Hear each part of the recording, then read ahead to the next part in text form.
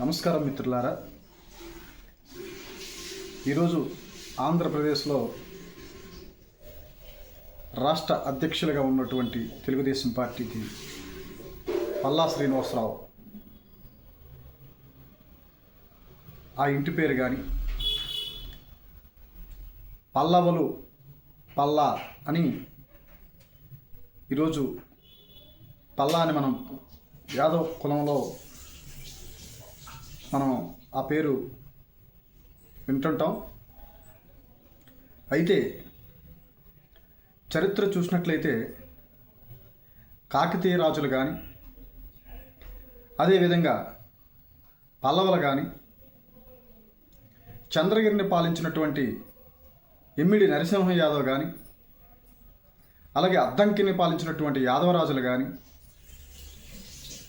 యలమంచిల్ని కేంద్రంగా చేసుకొని పాలించినటువంటి కాటమరాజు కానీ అలాగే పల్నాడును పాలించినటువంటి అనుగురాజు కానీ వీళ్ళందరూ యాదవులని చరిత్ర ద్వారా తెలుస్తుంది. ఎందుకంటే వీళ్ళ యొక్క ఇంటి పేర్లు చూసినా వారి యొక్క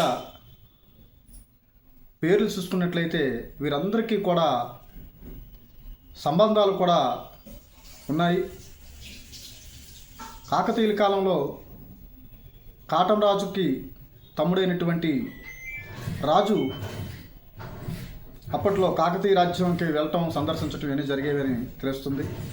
అదేవిధంగా అనేక ఆధారాలు కనిపిస్తున్నాయి వీళ్ళందరికీ బంధుత్వాలు సంబంధాలు చూస్తే. కనుక ఆంధ్రప్రదేశ్లో ఉన్నటువంటి ప్రతి యువతి యువకులు చరిత్రపై అవగాహన చేసుకొని చరిత్రను తిరగరాయవలసిన అవసరం ఎంతైనా ఉందని తెలియజేస్తూ, మీ చరిత్ర మీకు తెలియనప్పుడు మీకు సమాజంలో మీకు సరైనటువంటి గౌరవం కూడా దక్కదు. కనుక మీ యొక్క చరిత్రపై అవగాహన చేసుకొని చరిత్రను తిరగరాసి మరి పూర్వం నుంచి కూడా చూసుకున్నట్లయితే ఈ భారతదేశంలో యాదవ రాజ్యాలు పాలించినటువంటి రాజ్యాలలో బడుగు బలహీన వర్గాలకు సముచిత స్థానం కల్పించి వాళ్ళని హక్కుని చేర్చుకొని వాళ్ళకి సరైనటువంటి గౌరవాన్ని ఇచ్చినటువంటి పరిస్థితులు కనిపిస్తున్నాయి. కనుక ఈరోజు ముఖ్యంగా యాదవ యువకులు పెద్దన్న పాత్ర పోషించాలని తెలియజేస్తూ, మరి బడుగు బలహీన వర్గాలకి మీ చరిత్రపై మీరు అవగాహన చేసుకొని సమాజంలో మీరు అన్ని విధాలుగా అభివృద్ధి చెంది మరి వెనకబడిన కులాలకి మీరు పెద్దన్న పాత్ర పోషించి మీ పూర్వీకుల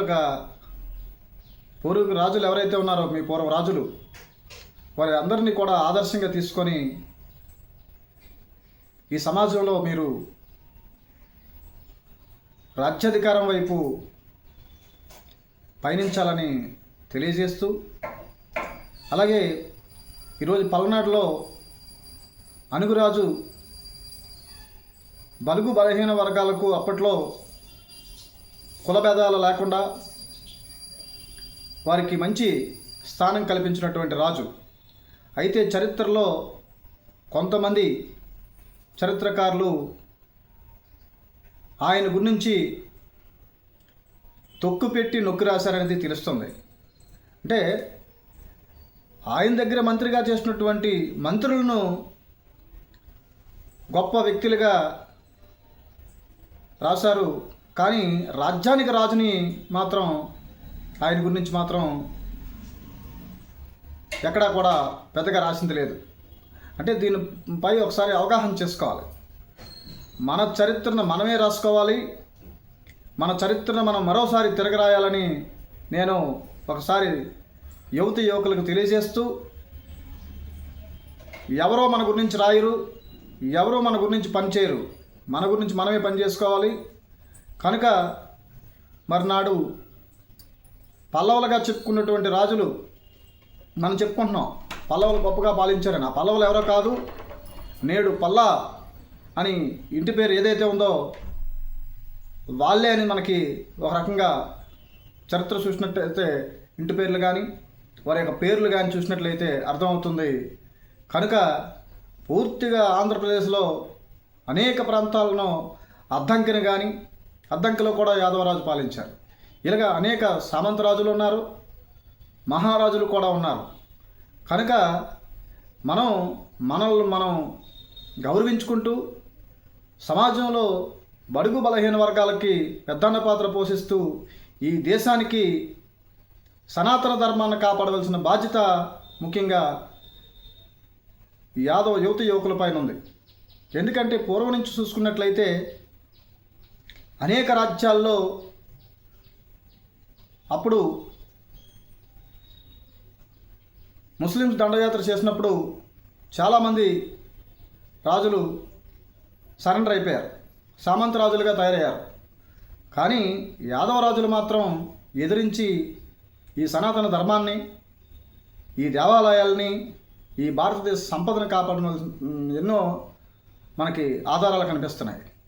ఒక ఛత్రపతి శివాజీ కానీ వారు కుమారుడు సంభాజీ మహారాజు కానీ, అలాగే తమిళనాడు కేంద్రంగా చేసుకొని పాలించినటువంటి వీరపాండ్య కట్టబ్రహ్మణ కానీ, ఇలాగా విజయనగరం ఎంపైర్ హరిహరరాయ్ బుక్కరాయలు కానీ, ఇలా చెప్పుకుంటూ పోతే ఎంతోమంది యదువంశానికి సంబంధించినటువంటి యాదవరాజులు ఉన్నారు. కనుక ఈ దేశానికి సంపద యువత యువకులు కనుక ముఖ్యంగా ప్రధాన పాత్ర పోషించి ఇప్పటికైనా యువత మేల్కొని పెద్దన్న పాత్ర పోషించి బడుగు బలహీన వర్గాలకు ఆదర్శంగా నిలవాలని, ఒక భరోసాగా నిలవాలని తెలియజేస్తూ సెలవు తీసుకుంటున్నాను.